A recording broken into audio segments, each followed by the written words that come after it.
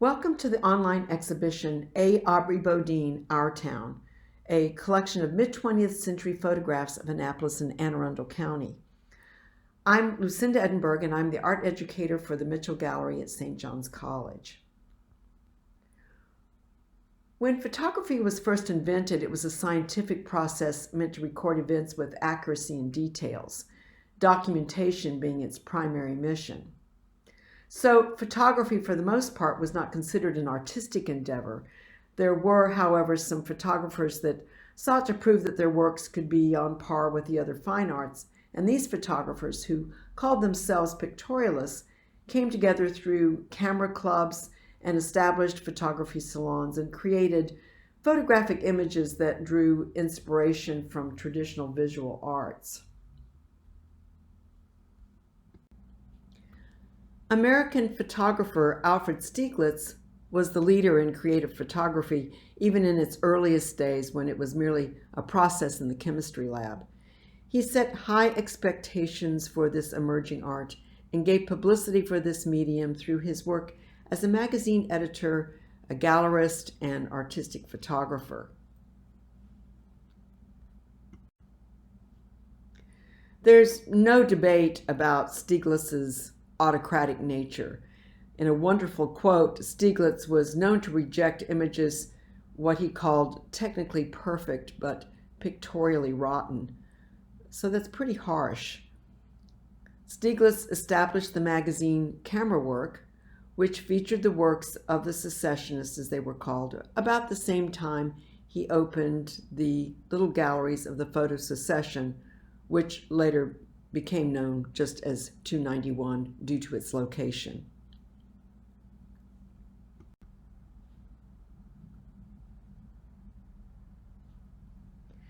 The group of exclusive photographers in Stieglitz's circle were appointed and anointed. No one could apply for admittance, and those that were part of the group were not always certain they were members. So under Stieglitz's leadership, photographers such as Edward Steichen, George H. Seeley, Eva Watson Schultz, Clarence H. White, Gertrude Casimir, and others were featured in many exhibitions over the years in venues only deemed worthy by Stieglitz.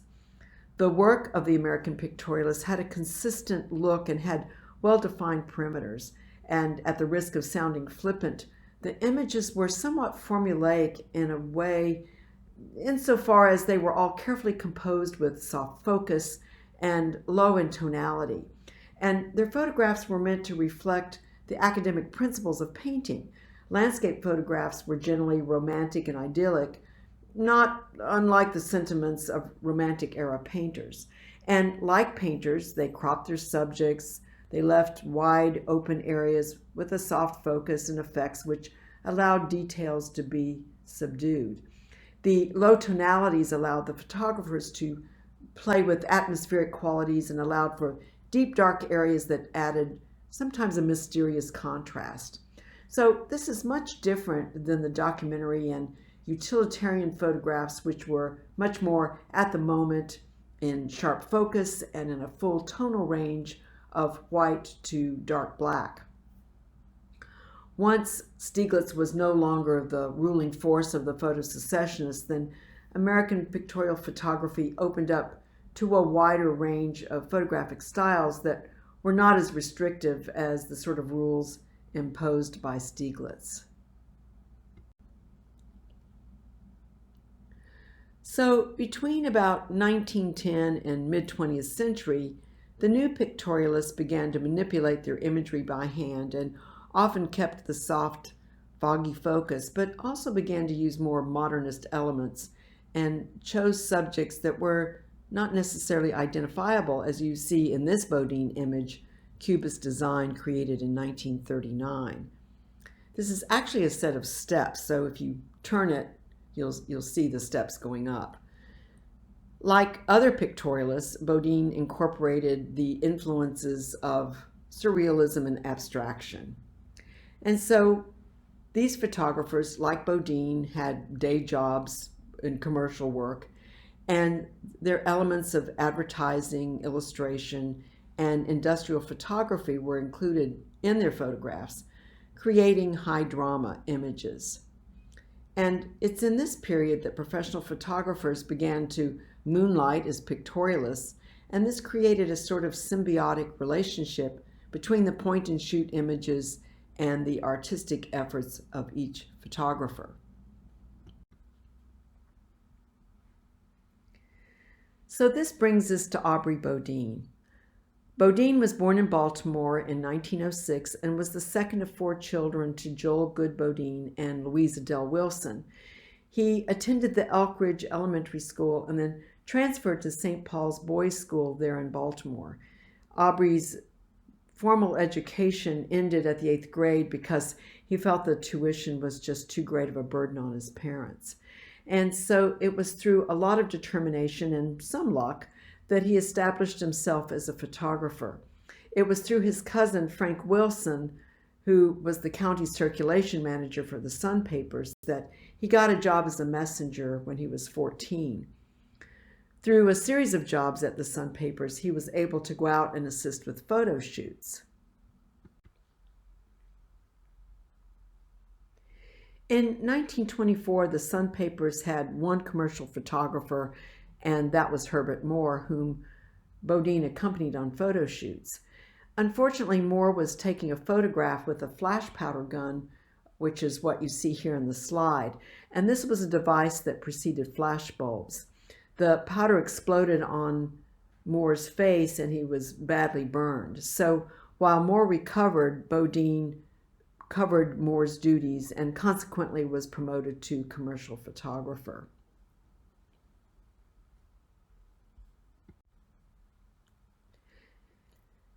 At the same time, Bodine began attending sessions of the Photo Club of Baltimore, later known as the Baltimore Camera Club, which had been founded in 1884 and was the second oldest camera club in the country, and now is actually the oldest continuing club in the nation. It was there that he got his artistic influences and sort of training that gave him the confidence to enter photography competitions, for which he received immediate recognition.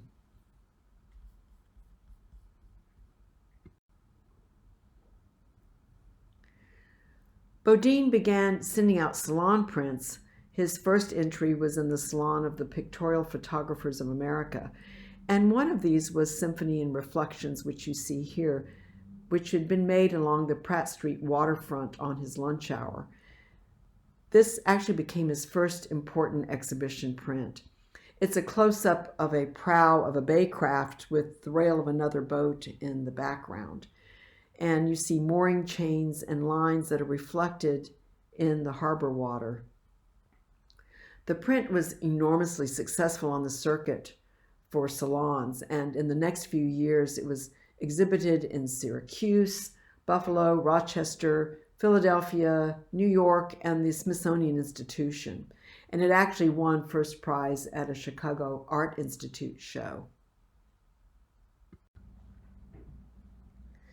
Symphony and Reflections, along with this print, Fishing Dories, remained among his personal favorites. And you can see the dark contrast with this work.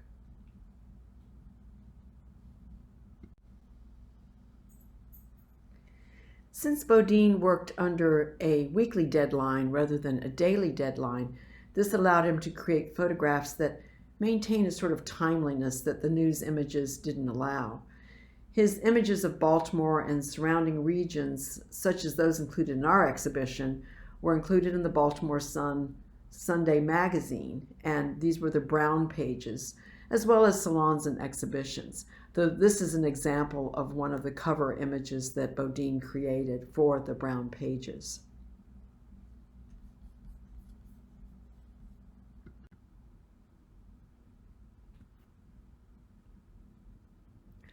Let's take a look at some of Bodine's earliest works on our online exhibition. The Maddie F. Dean was a bug-eye, two-masted schooner that was built in Madison, Maryland in Dorchester County in 1884 by the shipwright Joseph W. Brooks, Jr., who lived from 1863 to 1947. The Maddie Dean had been one of the real workhorses in the oyster industry because it was large enough to pull heavy dredges over the oyster bars, and carry anywhere from 300 to 800 bushels of oysters, which is pretty phenomenal. With 3 jib-headed sails on 2 raking masts, the Bug-Eye was easy to handle with minimal crew, which is important, and its extreme shoal draft allowed the Bug-Eye to go into small, shallow eastern shore creeks and harbors. She was reputed to be one of the largest and fastest boats on the Chesapeake Bay, and she won the workboat race in 1930. Unfortunately, the ship was scuttled in Back Creek of Annapolis in 1954 and was lost until only a few years ago when it was discovered on the eastern shore of Back Creek, degraded by the tide. The masthead actually still survives and was created by a West Indian man named Cook. So in this image, Bodine emphasizes the elegance and agility of the schooner. The ship is almost centered in the image area, and the dark clouds on the right side frame the boat. And notice how the light frames the top of the sails and the mast. The shadow of the sails is seen in the water. And then the lit sails with the dark waters create this atmosphere so that you understand the vastness of the bay. This photograph has some of the pictorialist qualities, setting mood and atmosphere, but he takes these ideas even further in other images.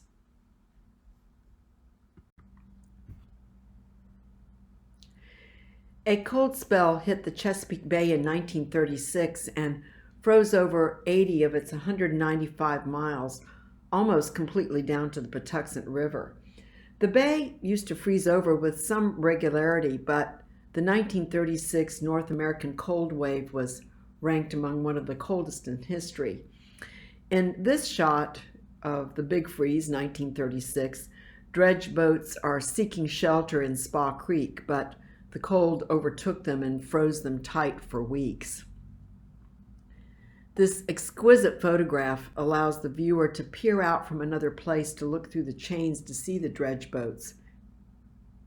The boats are framed in the careful composition of the surrounding objects, as was so typical in the pictorialist works, but also reminds me greatly of Vermeer, how in his paintings you look from behind a curtain or behind a door. One can almost feel the cold with the frigid snow and icicles clinging to the chains, and the light source comes from above and sweeps across the water and the lines and illuminates the crystallized snow and frozen creek. Notice how the fluffy clouds in the background, an element no doubt added by Bodine, imitates the blobs of ice on the chain and adds texture and loftiness to the sky.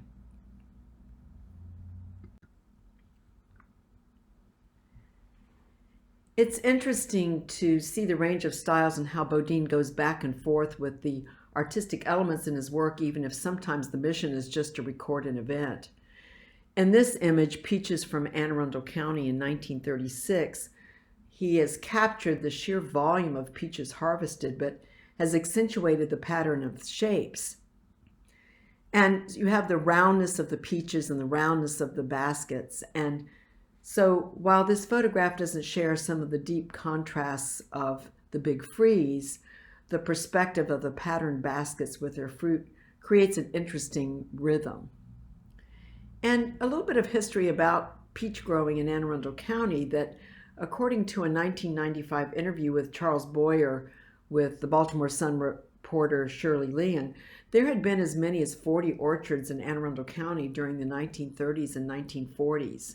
So those are all gone now. One of the biggest concentrations of peach trees was where the Baltimore-Washington Thurgood Marshall International Airport, the 2 main runways, lie today. So peach raising was one of the leading industries in the 19th century, but the combination of fruit diseases and then the airport's completion in 1950 led to the decline of this crop.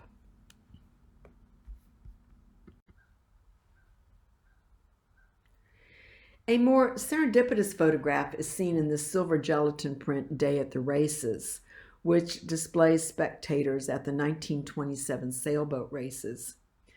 The ladies are aboard the Kent, which was a 155-foot, 7-inch side wheel steamer. And she has an interesting history because she was built in Baltimore and was originally owned by the Individual Enterprise Line. Steamers served as important vessels in the Civil War and in World War I, but also in transportation about the bay. Among the popular vessels, and some of you may be familiar with, besides the Kent, was the Highland Light and the Nellie Pence. But the Kent had an extensive route with runs to Salisbury as early as 1855, going about various ports on the bay with a round trip to Baltimore 3 times a week. The Individual Enterprise Company had tried valiantly to maintain service between Baltimore and the Eastern Shore, but eventually its steamers were chartered or purchased by the government, and then at one point the Kent was sunk off the Magathie River and then raised. So she was sold around 1900, and at the time of this photograph, the Kent was owned by the Maryland Conservation Commission. Bodine really captures the frivolity of the moment with the women all lined up in dresses and hats, the horizontal line of the women along with the lines of the hull, and the rails are in contrast to the dark vertical smokestack.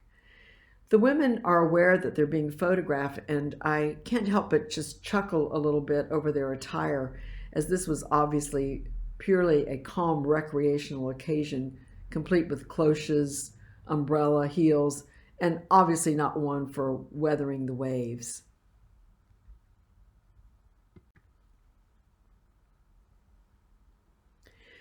This is an intriguing photograph, Reflections of City Dock, and is an excellent example of some of the principles of pictorial photography.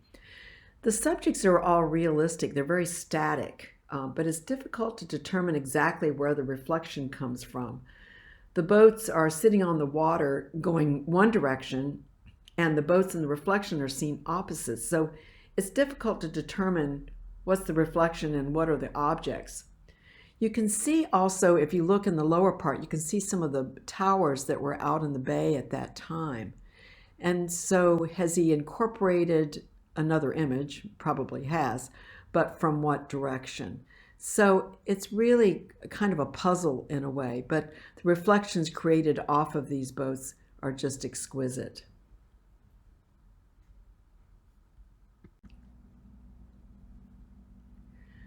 Bodine also created many photographs of Anne Arundel County agriculture, and included in these is the 1942 print Tobacco Wagon, which depicts children of tenant farmers hitching a ride on the wagon. Throughout Anne Arundel County's history, black and tenant farmers provided the main necessary hands to grow and harvest this most labor-intensive crop. As a matter of fact, in 1929, approximately half of the tobacco produced in southern Maryland was cultivated on farms operated by tenants, and a tenth of those by sharecroppers. In the same year, approximately a quarter of the total amount of tobacco produced was by black farmers, and these trends continued into the mid-20th century. Harvesting is a most strenuous activity and begins in early August. The tobacco plants are cut and speared on tobacco sticks, and then the tobacco sticks, which the children are sitting on top of, are transported to the tobacco barn on wagons or carts to be hung at the top of the barn to air cure until at least mid-October. Clearly, these children are familiar enough with this ritual to ride very comfortably in the wagon. They don't seem to be at all affected by Bodine taking their photograph. And it's interesting, I wonder if this is a horse-drawn cart.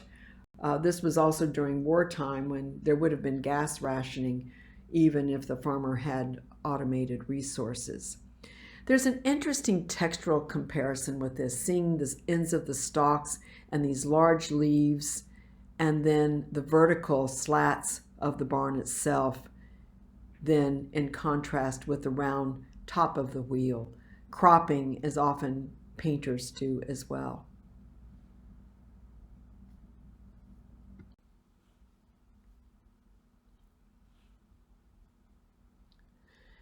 After a while, Pictorialist photographers were not using the soft focus as much, actually for a number of reasons, but they began to manipulate the images by hand in the darkroom as they wanted more control over the process.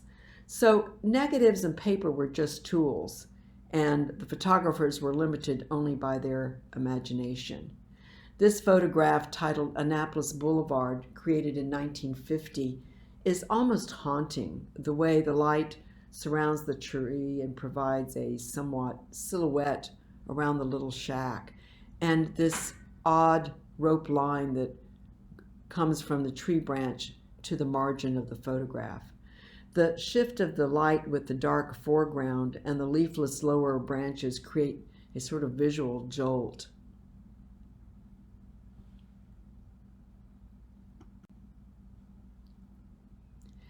Landscapes provided lots of opportunities for photographers to use their skills to remake and recycle their pictures to make them artistic.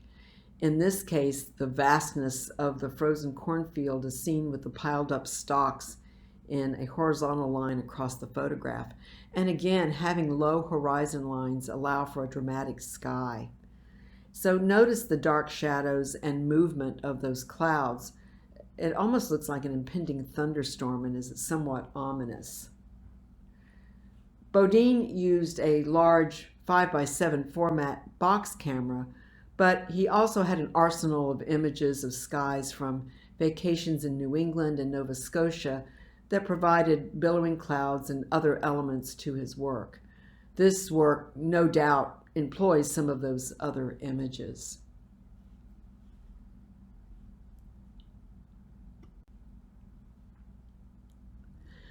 Bodine took special care in what could be considered more documentary work than pictorial work, and I want to talk about some of these images because it's an opportunity to see the range of his skill, sometimes taking everyday subjects and giving them a new look or perspective. This 1949 photograph of Midshipmen is taken during graduation in what was known as June Week, and so the mids are all lined up, but notice the composition he's used. There are essentially two triangles, and these diagonal triangles, one of the sky and the other of the mids, divide the composition in half. The fluffy cumulus clouds add a softness to the rigidity of the lineup, but also sort of imitates the shape of the covers of the midshipmen. And of course, the uniforms have since been updated, since modern midshipmen no longer wear the leggings except perhaps the ceremonial guards.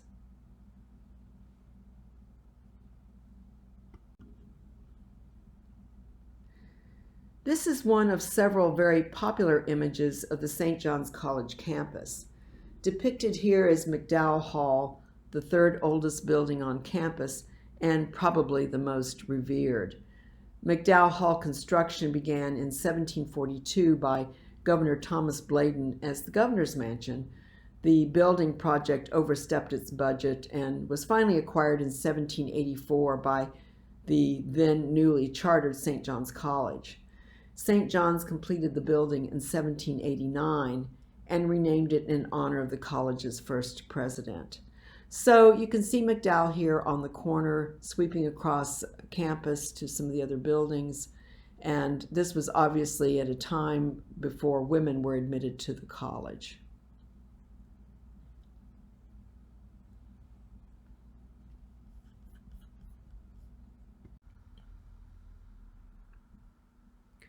Signs, wire, and concrete. This is Main Street, Annapolis, as it appeared in 1965. The Annapolis City Council was on the brink of requiring the removal of such signs to modernize and yet still preserve the charm of the city. With the exception of the Yellow Cab Company, which still maintains its parking spot on Main Street, all of the businesses that I'm able to distinguish are no longer operating. St. Anne's Episcopal Church spire is seen at the top of the street, but the fascination of seeing the city in this way and of local history, I find this photograph to be unusual due to the amount of clutter. which I think was the point that Bodine was trying to make.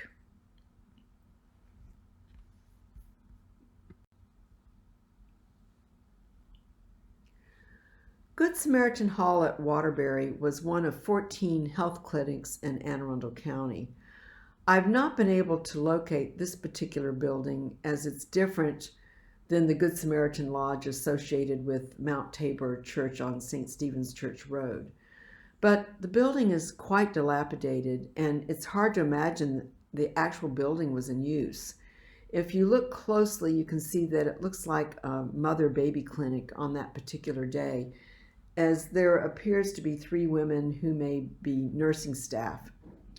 The 2-point perspective of the building with the women in sort of a gentle semicircle and muted shadows add a softness to the photograph.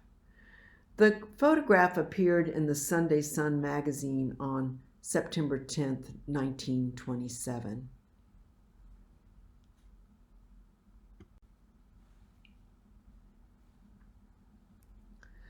The bullwhacker. A bullwhacker is a driver of an ox wagon or other freight wagon and is a strenuous job.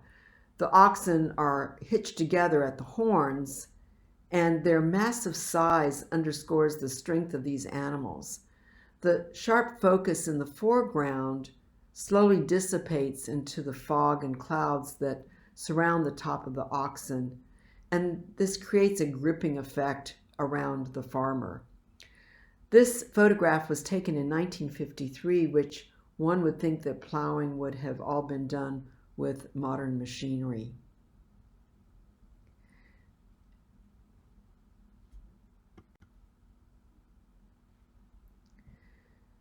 Tobacco Barns, 1957.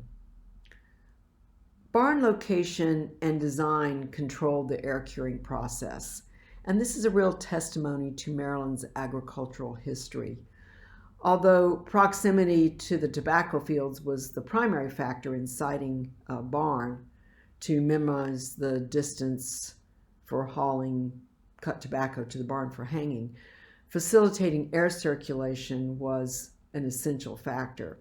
So tobacco barns generally were built on fields away from woods and often on a hill or a ridge, as seen here, to allow for good air circulation, which was essential for the air curing process. The composition of this photograph is unusual because generally artists work in odd numbers, 3 flowers or 3 trees and the like. But this work is very symmetrical and almost divides the scene in half. So there's a cropped tree on each side of the photograph that frames the barns, 2 flower stalks, 2 barn roofs, and then the hill leading up to the barn. Again, Bodine's cloud treatment is seen, and it helps lift that hill and make it feel a little bit higher. In 2004, Southern Maryland barns were listed in America's 11 most endangered historic places due to residential and commercial development, as well as the state's tobacco buyout program. For those that remain, they stand unused and left to slowly deteriorate because they're hard to adapt for other uses.